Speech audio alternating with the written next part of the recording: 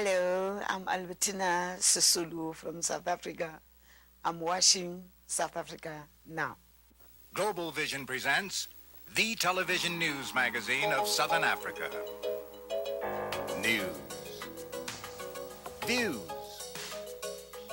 Frontline focus. In-depth analysis. Covering the coverage. Cultural features. This week, South Africa Now reports these stories. Will the exiles be allowed to come home? A look at the future of thousands of South Africans who want to return. Some governments, once they have accepted that refugees come back, they use that as a trap. And then once the refugees are back, they just pick them up and send them to jail. South Africa prides itself on its natural beauty, but pollution and environmental dangers threaten the landscape.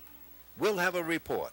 It's only since white communities have begun to feel the effects of industrial pollution that it's become a major public issue, whereas for years this problem has existed in black townships and has gone unattended.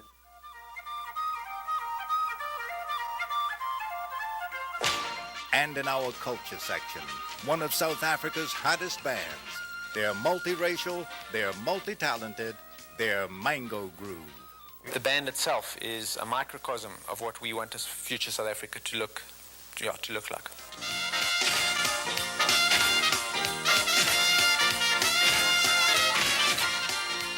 All of these stories and more on South Africa Now. But first, the uncensored news with Fana, Kekana and Thandeka Gqubule. Dumelang. It's summertime in South Africa, and the hottest issues remain continuing violence and a related crime wave, symptoms of the country's unrest and inequalities. The government has asked the ANC for help in rounding up AK-47 rifles, which seem to be proliferating in the townships. Meanwhile, some residents of Soweto, expressing little confidence in the police, reportedly tracked down 11 members of a gang accused of a brutal Christmas Day raid on a Salvation Army shelter. Mweli Mzizi has more. 17 more people died in various incidents in townships like Tokoza near Johannesburg. Calling the violence a clash between criminal elements, the African National Congress denies recent reports that its supporters battled with Pan Africanist Congress members in East London. Meanwhile, the PAC's president in a New Year's message predicted that a united front between the two liberation organizations may be reached this year. In a recent visit, singer Johnny Clegg links the violence to apartheid. The major issue that people in the township want addressed is the redistribution of wealth.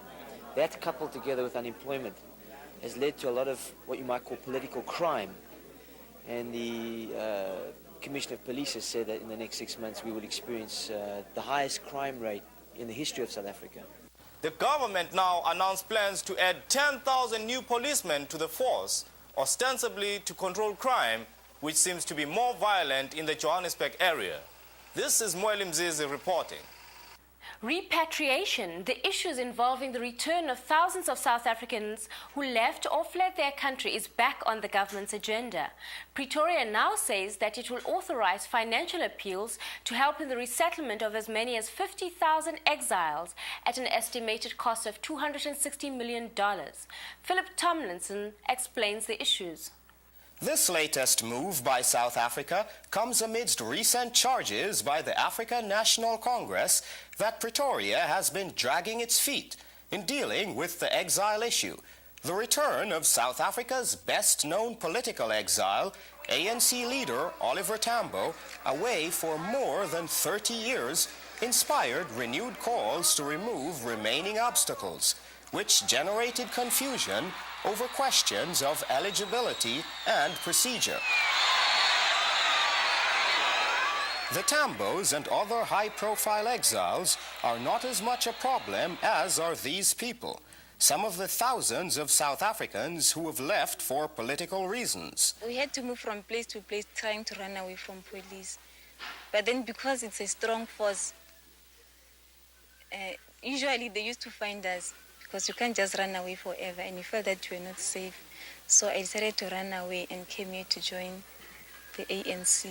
Many of the exiles live in places like Mazimbu in Tanzania, a community established for its exiles by the ANC, which also enjoys the support of agencies like HEART, the Health and Refugee Trust. Indeed, HEART, like all other organizations, will in time be called upon by the African National Congress to make some of its funds available for purposes of repatriating the people who will be moved from the frontline states in Africa into South Africa.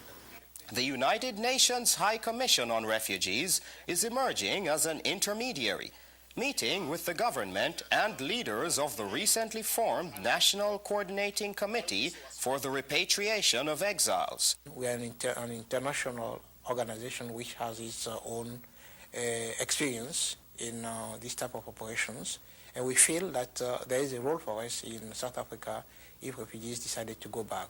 If everything is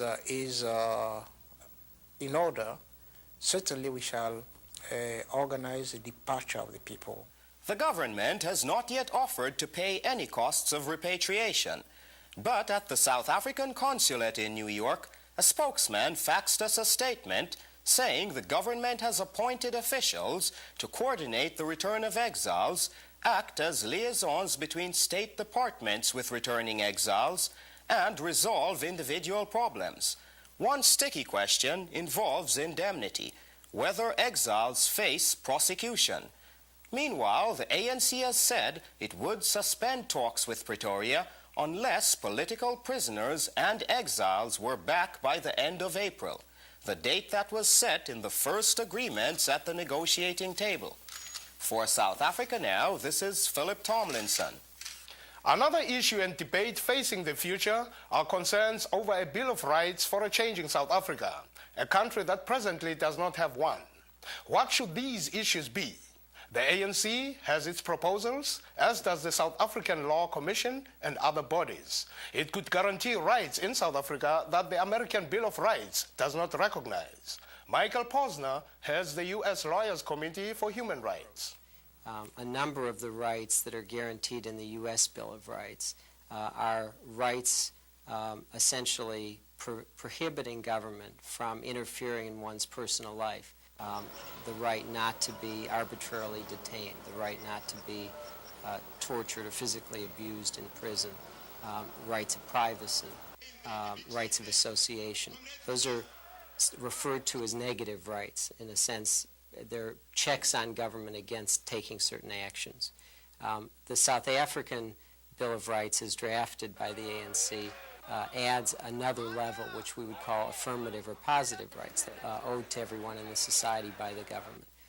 These rights are outlined in the ANC's own Freedom Charter and UN declarations, which recognize basic human needs as human rights, including food, education, health, shelter, employment, even a minimum income.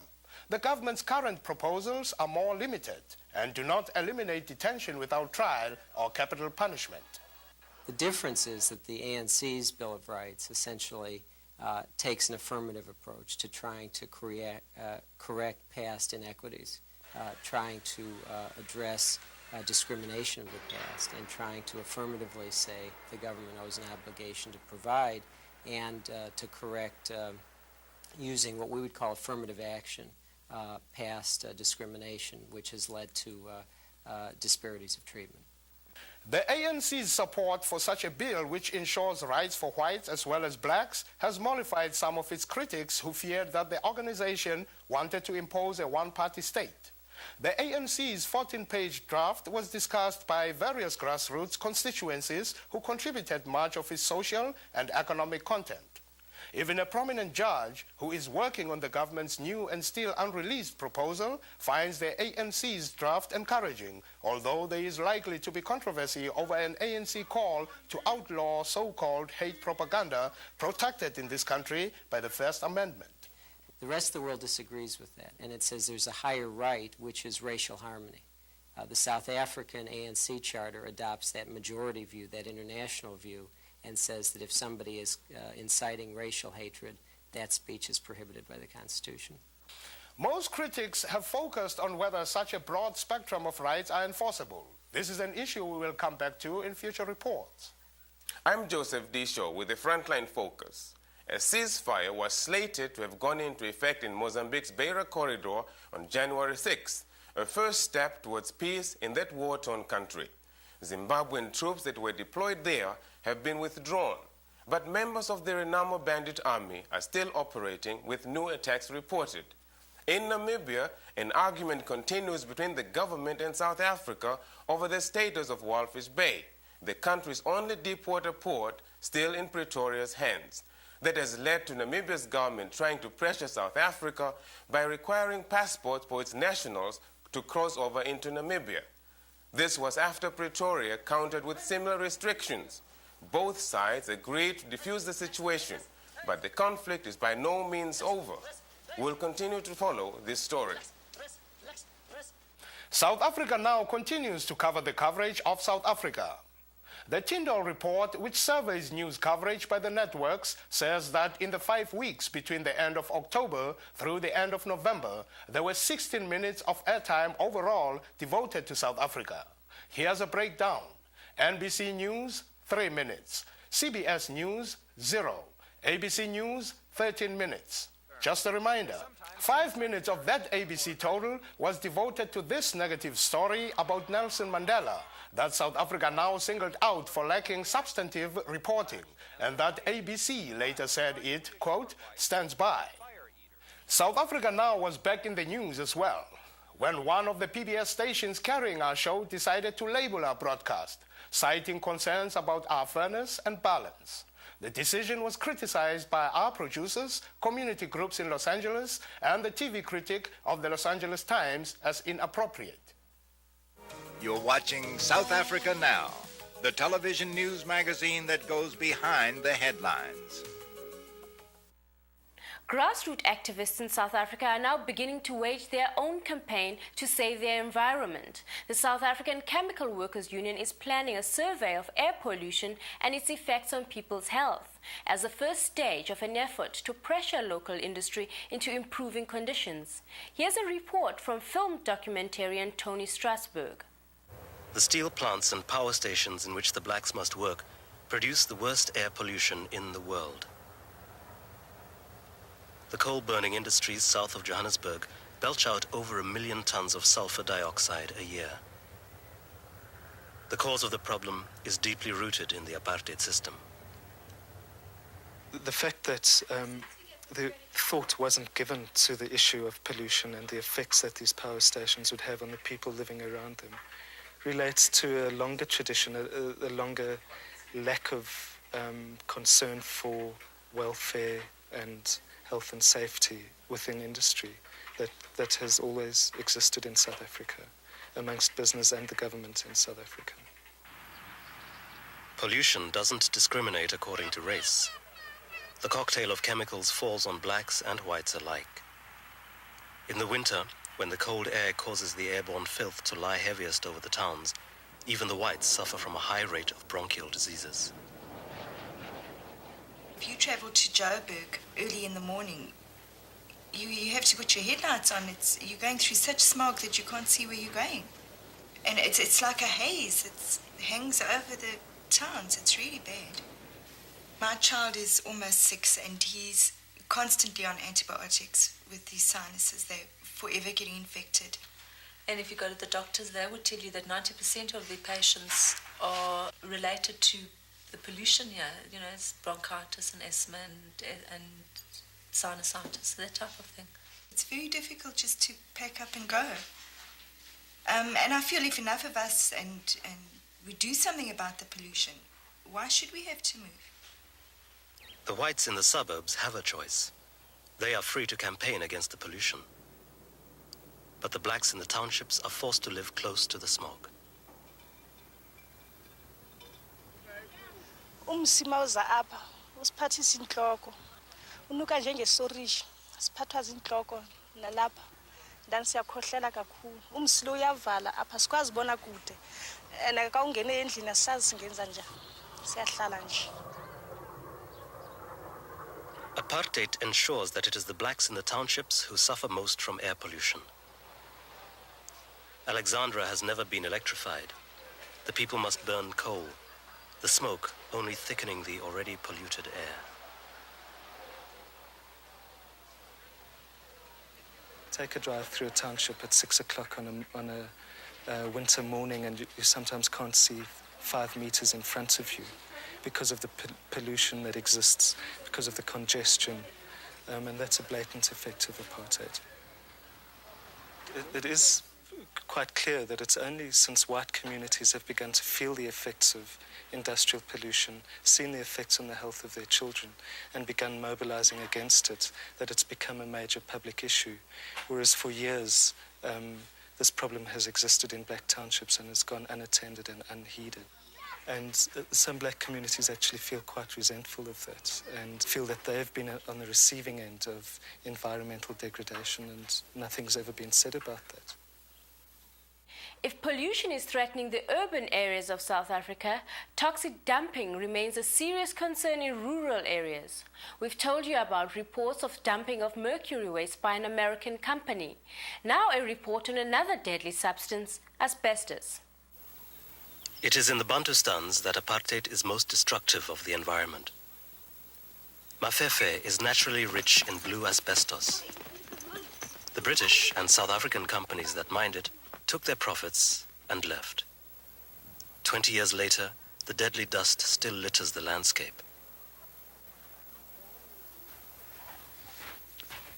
Here in Mafefe, we got a lot of trouble by the asbestos diseases, which are all the time killing our peasants and also our children. Before the time, the people who were digging the asbestos here, they were hiring the Mafefe people, and Mafefe people were interested to work with them and doing everything what they told. Up to today, we hear after 20 to 30 years that the asbestos are very dangerous and they can kill the person.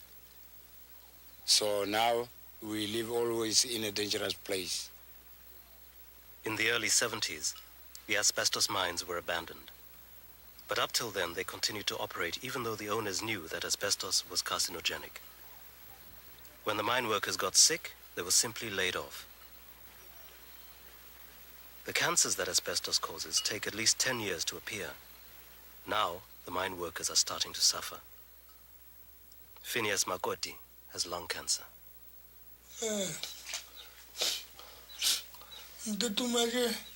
Camarela, apa wala di kha, para kama, ntutu maje kama odu, regia pusa ne mare. Wala, ana wala kama na warana, waya mala di ntutu me. No, asitatu arena. Asbestos dust blows in the air of Mafefe. Just one fiber in the lung could cause cancer. Before the community knew how dangerous it was, they saw it as free building material. Now it is all around them. The roads are surfaced with it. They have used it to plaster their houses. And the water supply contains more than 2,000 parts of asbestos per liter.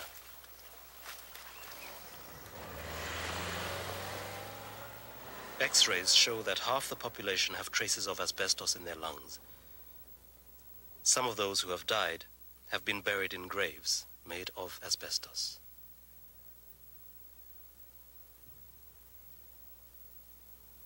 I'm so worried about this problem of asbestos because that's nothing to do with you anymore. The doctors can't do nothing with you. There's no medicine for that disease. And I'm worried by the people who are still young. They're going to be the people of tomorrow of this community. So they grow up with that disease, and within 20 years' time, they start to be sick and they can't do nothing anymore and they can't work. So that's why I'm so worried. The people of this community, they haven't got a good choice, because if they were with good money or enough money, they have to move there, because they understand very well that to stay with asbestos is very dangerous. So we haven't got nothing to do, but we try by all means to tell the government to come and cover the dams. The government, I think, will try to do that, but I don't believe, because our government doesn't worry about the black people. You're watching South Africa Now. Coming up next, our culture segment, featuring the best music, film, drama, and artistic expression from Southern Africa. More and more, popular South African music relies on strong ethnic influences to form its sound and look. Johnny Clegg, Ladysmith Black Mambazo, and Mahlatini and the Mahotela Queens are prime examples. This week, we feature a group on the cutting edge of contemporary South African popular music, Mango Groove. Their style is drawn from the changing urban South Africa of the 1950s.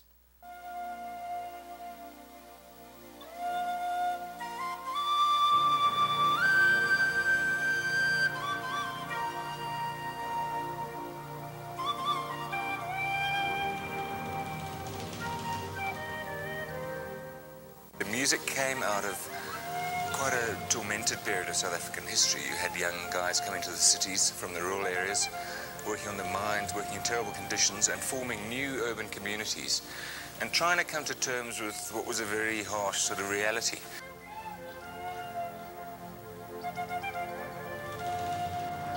Their music features the distinctive sound of the penny whistle, typical of Kwela music.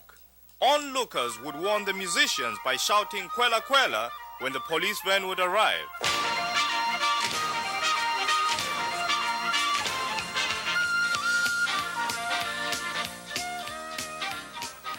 Mango Groove was influenced by the 50s big band sound and style known as Marabi. Marabi music largely came out of Soweto. Soweto was an incredibly interesting place. It was around in the 50s, just as apartheid was introduced. You had gangsters, political activists. Nelson Mandela used to live there, musicians, prostitutes. I remember moments, no sentimental mystery,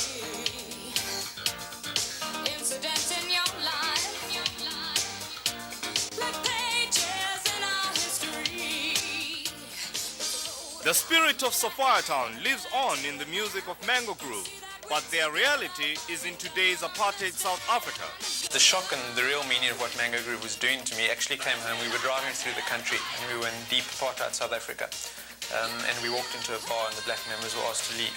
And that's, in a way, strengthened my resolve that we had to make this thing work. Don't sleep, man. What's the matter with you?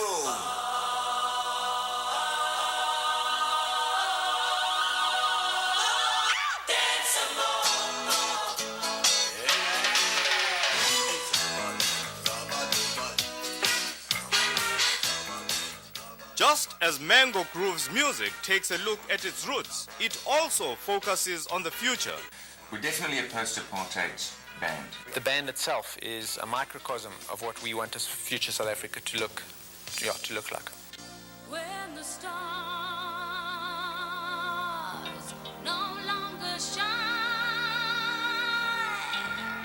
when the sun falls from the sky,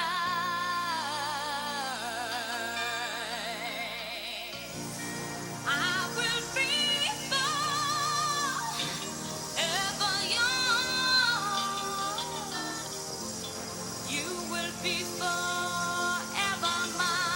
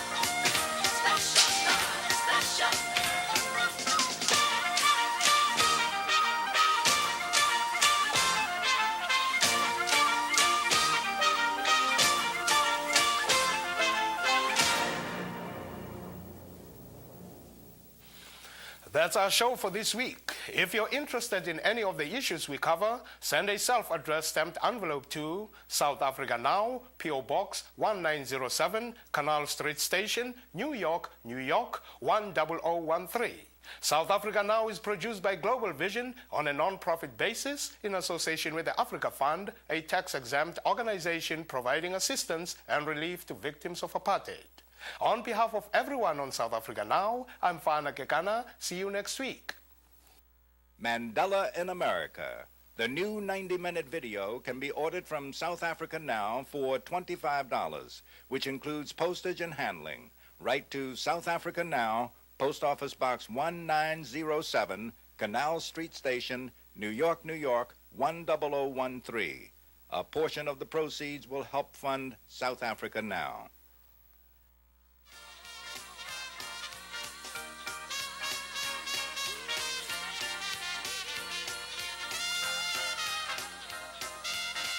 Next week, a background report on the continuing crisis in South African education. The government has just announced that 2 out of 3 black students completing high school failed their graduation exams.